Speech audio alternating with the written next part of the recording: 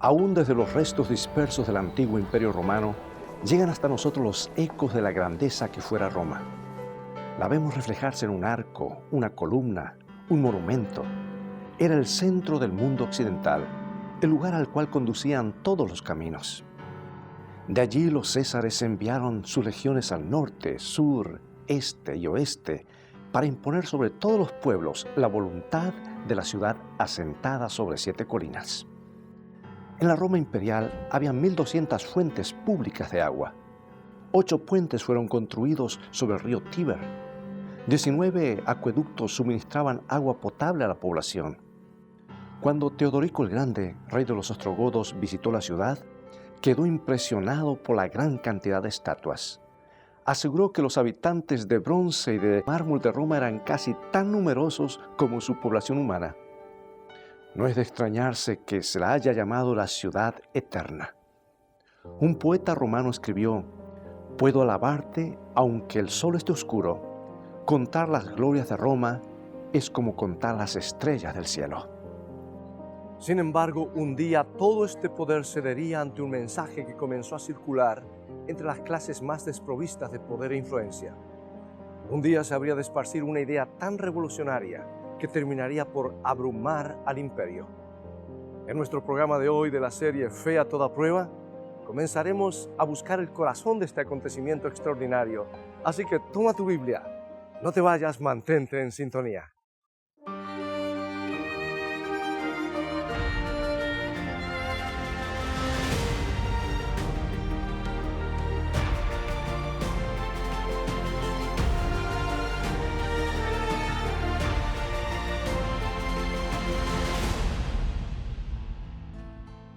Muchos creen, siguiendo la tradición, que el apóstol Pedro estuvo preso aquí. Lo que sí podemos afirmar con seguridad es que el apóstol Pablo estuvo encarcelado en Roma en calabozos como estos. Algunas de sus epístolas más llenas de gozo las escribió entre frías y húmedas paredes de piedra. Es muy difícil pasar mucho tiempo aquí. Este calabozo es un lugar deprimente. Inicialmente este edificio pudo haber sido una tumba y tal vez sea la estructura más antigua de Roma. Fue construido con enormes bloques de piedra. Sin embargo, durante la etapa de la República, se convirtió en la temida prisión mamertina. Cuando Charles Dickens visitó este lugar, escribió: «El terror y la lobreguez de aquella vieja prisión, tan pesada y obstinada, parecía brotar desde el suelo como una niebla oscura. Era todo tan silencioso, encerrado y tenebroso, tan sigiloso». La lista de víctimas es escalofriante. Aquí pereció Simón Bar Gioras, valiente defensor de Jerusalén. Aquí fueron muertos sádicos gobernantes como Yugurta, del norte de África. Una iglesia fue construida sobre la prisión para honrar la fe expresada por primera vez en cadenas. Ciertamente esta ciudad no recibió con brazos abiertos a los primeros cristianos o sus creencias. La prisión mamertina estaba situada en la ruta procesional que los generales victoriosos seguían hasta el gran templo de Júpiter en la colina capitalina. Se exhibía a los caudillos cautivos ante las multitudes mientras desfilaban las tropas triunfantes. El orgullo del imperio de Roma requería la derrota de muchos guerreros enemigos y la conquista de muchos reinos rivales. Pero un día, una clase muy diferente de procesión triunfal comenzaría en este lugar. Sería la marcha de los redimidos, no de los vencidos. Personas que se consideraban trofeos de Cristo demostrarían que su fe era capaz de trastornar el mundo. Fue uno de los sucesos más extraordinarios de la historia. Los que tenían menos poder político o posición social, los recluidos en los calabozos, los que se refugiaron en las catacumbas, mostraron mayor fuerza que el poder y la fortaleza de todos los césares. Su fe realmente venció al mundo. Sin embargo, al principio, definitivamente era una fe a toda prueba. Muchos de los primeros en profesar la fe de Cristo perecieron en este lugar de Roma. Hoy el Coliseo no es más que un cascarón en ruinas, pero en la antigüedad allí se presentaban los espectáculos más grandiosos de Roma. Y una de las diversiones más populares para los romanos era ver la tortura y muerte de los cristianos. Aquí 45.000 espectadores expresaban a gritos su insaciable y terrible sed de sangre. Veían a los creyentes morir quemados, acribillados bajo la lluvia de flechas o destrozados por bestias salvajes. Así morían los mártires. Esta era la forma como el Imperio Romano trataba a los disidentes. De hecho, la iglesia primitiva no tenía agenda política. Los creyentes tendían a ser gente pacífica y cooperadora. Pero eran diferentes, eran fácil blanco de los chismosos. Y esos servicios de comunión que hablaban del cuerpo y la sangre de Jesús, tal vez eran caníbales. Quizás estaban envueltos en ritos secretos y terribles. Esos eran los comentarios que se oían en las calles. Y así, los gobernantes débiles y vulnerables usaban a los cristianos como chivos expiatorios. Calígula, Nerón y Domiciano culpaban a esta extraña y nueva secta de los desastres y fracasos del imperio. Tertuliano, defensor brillante de la fe cristiana, trató de exponer este prejuicio. En su apología escribió: si el Tíber llega a las murallas, si el Nilo no crece para regar los campos, si el cielo no se conmueve pero la tierra sí lo hace, si hay hambre, si hay plagas, surge enseguida el clamor: los cristianos a las fieras. De todo lo malo culpaban a los cristianos. Muchos se preguntaban cómo podía esa gente ser tan terca. Todo lo que tenían que hacer era quemar unos granitos de incienso al César y podían escapar de una muerte horrible. Pero no lo hacían. En vez de eso, se dejaban conducir al Coliseo en cadenas y enfrentaban allí ejecuciones espantosas. Sin embargo, no se podía menos que admirar la forma como muchos de ellos morían. Y en vez de clamar por venganza, pronunciaban palabras de bendición. En vez de maldiciones, muchos de ellos morían cantando alabanzas. Por ejemplo, Policarpo, uno de los padres de la iglesia, antes que le prendieran fuego en Esmirna, ahora Izmir en Turquía, pronunció estas palabras: Padre de tu amado Hijo Jesucristo, por el cual te hemos conocido, Dios de los ángeles, los poderes y toda la creación, te bendigo por considerarme digno de vivir este día y esta hora. Esa era la clase de fe que se opuso al poder de Roma. Y uno de los hechos más maravillosos de la historia es que ganó la partida. Y a pesar de los mejores esfuerzos de los poderosos gobernantes romanos, a pesar del prejuicio popular, a pesar de carecer completamente de poder político, estos creyentes perseguidos al final ganaron. Su fe conquistó a Roma. ¿Y cómo fue que sucedió? ¿Cómo pudo este pequeño grupo de creyentes de una oscura secta judía prevalecer frente al enorme poder de Roma?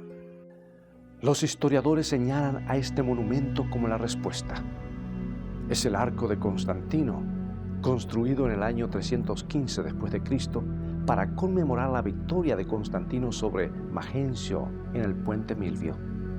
Constantino era el emperador que se convirtió al cristianismo y eventualmente lo estableció como la creencia oficial del imperio. Gradualmente los templos paganos dieron paso a las basílicas cristianas. Pero la gran pregunta es, ¿por qué Constantino hizo ese gran cambio en el imperio? Según la mayoría de cuentas, era simplemente un político oportunista. Algunos lo ven como megalomaníaco. La conversión de este hombre puede haber sido genuina. Sin embargo, algo lo obligó a mirar en dirección de la fe cristiana mientras trataba de consolidar su control de poder. La respuesta es que el Evangelio ya estaba ganando, ya estaba capturando los corazones y mentes en todos los rincones de Roma, ya estaba reemplazando al paganismo como la fuerza conductora espiritual de la sociedad. El Evangelio proclamado por esos hombres encadenados en los calabozos de Roma había demostrado ser más convincente que toda la rica tradición de la Roma imperial. Demostró ser más fuerte aún mientras los creyentes eran llevados al Coliseo para ser asesinados. Ahora bien, ¿en qué consistía ese Evangelio de los apóstoles? Por supuesto, mucho se ha escrito al respecto. Muchas tradiciones religiosas han sido establecidas a su alrededor. ¿Pero podemos todavía hoy llegar al corazón del Evangelio? ¿Por qué se lo consideraba buenas nuevas? ¿Podemos captar la esencia original del cristianismo? Eso es lo que estaremos investigando en esta serie Fe a toda prueba. Queremos averiguar cómo el Evangelio ha sido capaz de brillar a pesar de las poderosas fuerzas que intentan ahogarlo. Queremos investigar cómo puede fortalecer nuestras vidas, cómo puede brillar e iluminar nuestro día. Estaremos estudiando específicamente y especialmente la vida de algunos héroes de la fe poco conocidos que iluminaron algunos de los días más oscuros de la Edad Media. Comencemos viendo el aspecto del Evangelio en el Nuevo Testamento. Pienso que obtenemos una clave importante acerca de su esencia en la forma como los apóstoles comenzaron sus cartas. Tomemos, por ejemplo, el apóstol Pablo, que escribió la mayoría de las epístolas del Nuevo Testamento. He aquí su saludo a los creyentes de esta ciudad. Él termina aquí en Roma diciendo lo siguiente. Romanos capítulo 1, versículo 7. A todos los que estáis en Roma, amados de Dios, llamados a ser santos, gracia y paz a vosotros de Dios nuestro Padre y del Señor Jesucristo. Y al escribir a la iglesia de Roma, Pablo tenía muchas cosas que necesitaba decirles. Había conflictos, había dificultades, pero comenzó la carta enviándoles la gracia y la paz de Dios. Pablo también escribió una carta a la iglesia de Corinto y comenzó diciendo gracia y paz a vosotros de Dios, nuestro Padre y del Señor Jesucristo. Y al escribir a la iglesia de los Gálatas, su saludo fue gracia y paz a vosotros de vuestro Padre y del Señor Jesucristo. Ahora, ¿cómo comenzó Pablo su carta a los Efesios? Él dice, gracia y paz a vosotros de Dios nuestro Padre. Lo mismo sucedió con los filipenses y los colosenses y los tesalonicenses. La forma como comienza una carta siempre nos dice algo del punto de vista de la persona que la escribe. Nos dice cómo toma y considera la vida, cómo se relaciona con los demás. El Evangelio de Pablo, el Evangelio de Pedro, el Evangelio del Nuevo Testamento es un Evangelio que siempre comienza con gracia y paz a vosotros. Aunque no lo creamos, el Imperio Romano también trajo mucha paz al mundo. Trajo el fin de muchos conflictos. Los historiadores dieron un nombre a este periodo, Pax Romana. Sin embargo, esa paz romana se basaba en una cosa, la conquista por la fuerza. Realmente la paz romana comenzó cuando ya no quedaba nadie a quien derrotar. Las legiones de los Césares ocupaban tierras desde Inglaterra hasta el norte de África. Los reyes rivales y sus ejércitos habían sido exterminados. Fueron asesinados por conquistadores como Tito. Su arco triunfal es uno de los pocos que todavía están en pie. En el interior de la bóveda todavía se pueden ver las figuras de soldados romanos que llevaban el candelabro de oro con 7 brazos del templo de Jerusalén. Este grabado conmemora la conquista de Jerusalén por el general Tito en el año 70 después de Cristo, después de una revolución judía. La ciudad quedó completamente destruida. Roma estableció la paz derramando una enorme cantidad de sangre. Jesús trajo la paz al mundo al derramar su propia sangre. Fue un acto que trajo gracia a todo ser humano. Y aquí lo que el apóstol Pablo escribió a los creyentes en Romanos capítulo 3, versículo 21 al 24. Pero ahora, aparte de la ley, se ha manifestado la justicia de Dios, testificada por la ley y los profetas, la justicia de Dios por medio de la fe en Jesucristo, para todos los que creen en Él, porque no hay diferencia, por cuanto todos pecaron y están destituidos de la gloria de Dios, siendo justificados gratuitamente por su gracia, mediante la redención que es en Cristo Jesús. O sea, lo que Pablo está diciendo es que el Evangelio coloca a toda la humanidad en el mismo plano. Todos tenemos los mismos problemas para resolver. Hemos pecado, hemos sido despojados de la gloria de Dios y no cumplimos las justas expectativas del Señor. Pero ¿qué sucede? Jesucristo dio su vida justa para tomar nuestro lugar. Llevó nuestra culpa para justificarnos libremente por su gracia. Por eso declara justos a los creyentes. O sea que hay redención en Jesucristo, a diferencia de cualquier otro tipo de rescate antes o después. La buena noticia es que cada ser humano tiene derecho a esta redención. Todos podemos venir solo por fe. Todos somos objetos de su gracia. Nuestras dificultades nos colocan a todos en el mismo bote. La solución nos coloca a todos en el mismo bote. Por eso los apóstoles pudieron proclamar: escuchad, el Evangelio ha vuelto a trazar las fronteras. Se han borrado todas las diferencias externas. Se ha redefinido lo que somos como seres humanos. ¿Cuál fue la esencia revolucionaria del Evangelio que causó tal impacto en Roma? ¿Por qué volvió este mundo imperial al revés? El Evangelio proclamó que todas las relaciones humanas podrían basarse en la gracia y aseguró que toda sociedad podría establecerse sobre la gracia. Y aquí un solo ejemplo que se encuentra en Colosenses capítulo 4, versículo 6. El apóstol Pablo, hablando acerca de nuestro modo de expresarnos, dice: sea vuestra palabra siempre con gracia, sazonada con sal, para que sepáis cómo debéis responder a cada uno. En otras palabras, la gracia, la esencia de todas las relaciones humanas, conmovió a la ciudad de Roma. Pero el pagano imperio romano tenía una filosofía diferente. ¿Cuál era? Este es el gran obelisco egipcio traído aquí por Calígula en el año 38 después de Cristo. Hoy se encuentra en medio de la plaza de San Pedro. Costó un esfuerzo increíble para que estos hombres pudieran arrastrar este bloque de piedra desde Egipto a Italia. ¿Por qué se tomaron tanta molestia? Porque Calígula había ganado la batalla. Era conquistador. Los monumentos del Imperio Romano eran creados para mostrar una cosa: quién estaba arriba y quién estaba abajo. Calígula pudo decir a los gobernantes de Egipto: yo estoy arriba, ustedes están abajo, soy dueño del obelisco. Lo que es más, pudo colocar el obelisco en su circo, el extraordinario anfiteatro donde las carrozas corrían y los gladiadores luchaban. Pudo presidir con esplendor sobre la muerte y la vida. En Roma, arriba y abajo eran conceptos muy importantes. Sus ciudadanos acudían en multitud a ver los combates entre gladiadores y participaban subiendo el pulgar o bajándolo cuando veían a un pobre luchador sangrando en la arena. La relación amo-esclavo dominaba en Roma. Un sinnúmero de esclavos eran traídos aquí de todas las tierras del imperio. Todos los reglamentos eran formulados por los poderosos. Todo el trabajo lo hacían los derrotados.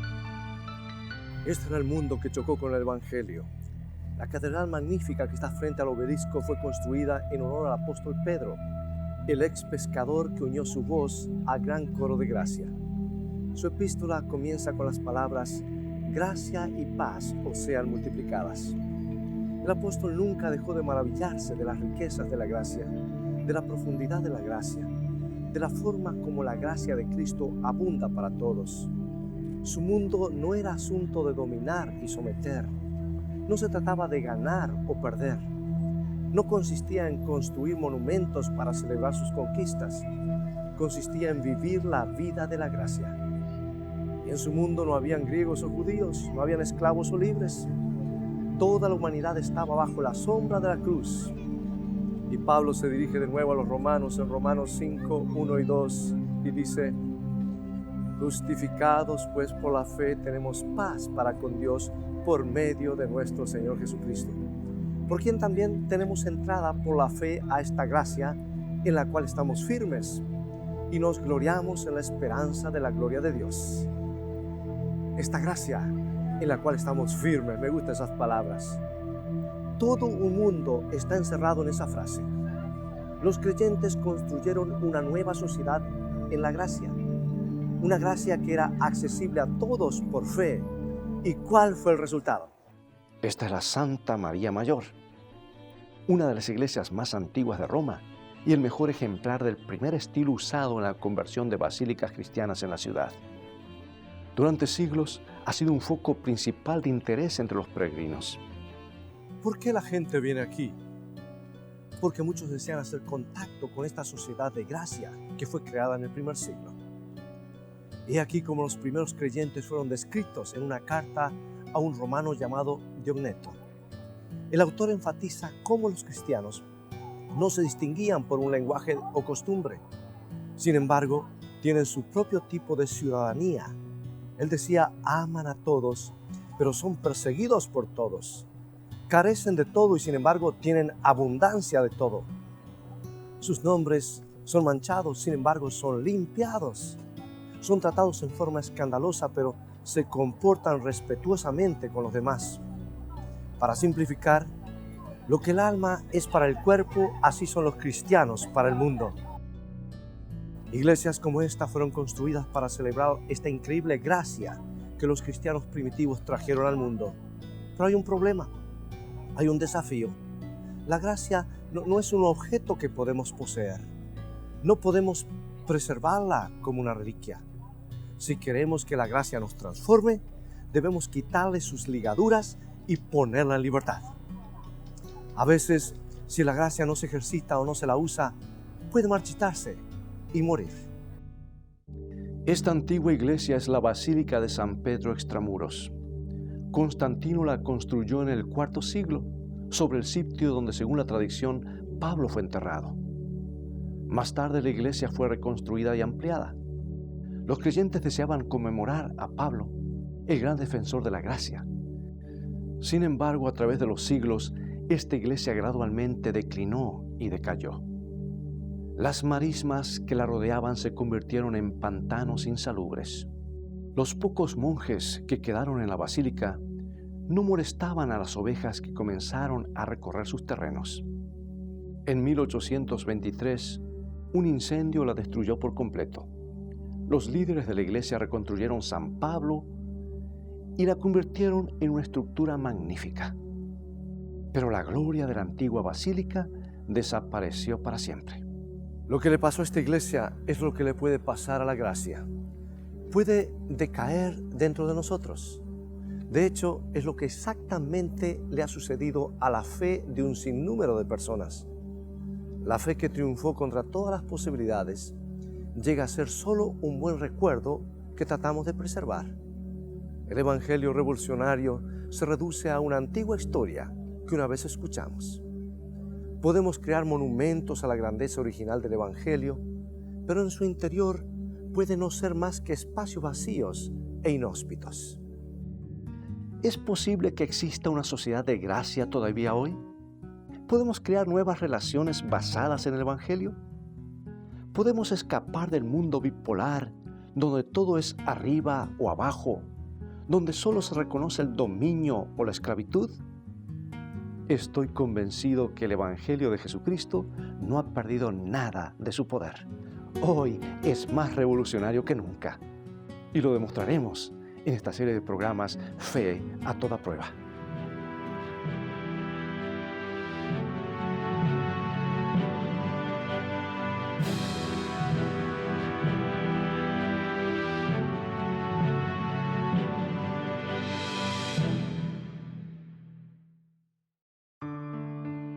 Nuestro Padre Celestial está esperando derramar sobre nosotros la plenitud de sus bendiciones.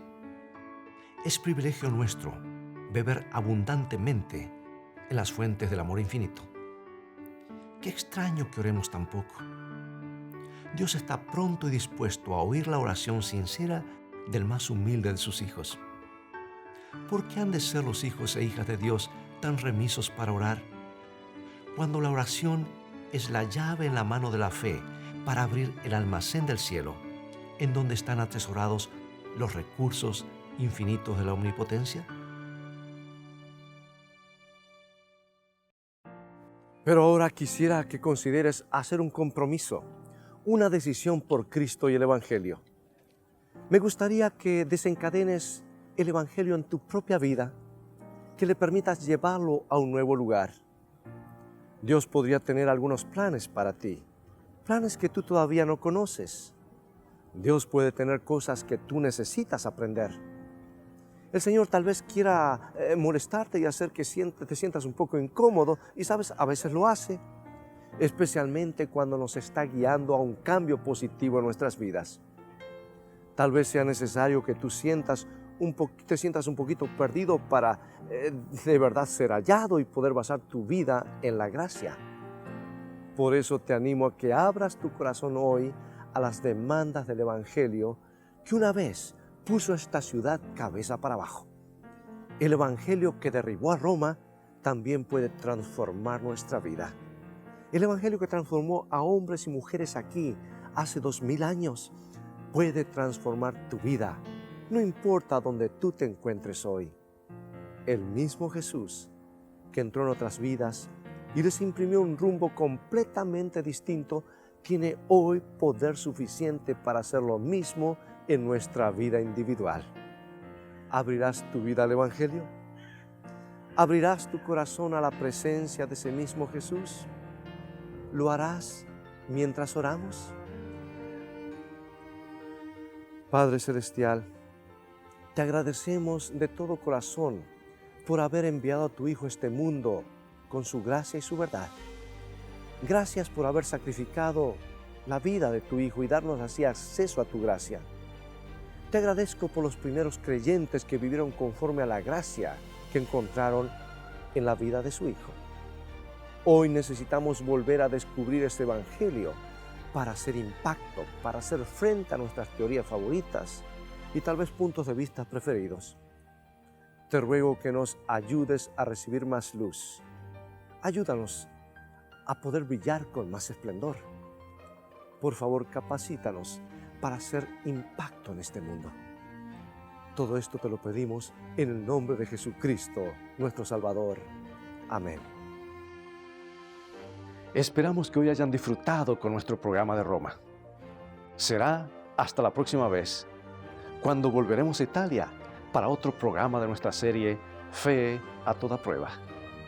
Dios te bendiga y recuerda, escrito está, no solo de pan vivirá el hombre, sino de toda palabra que sale de la boca de Dios.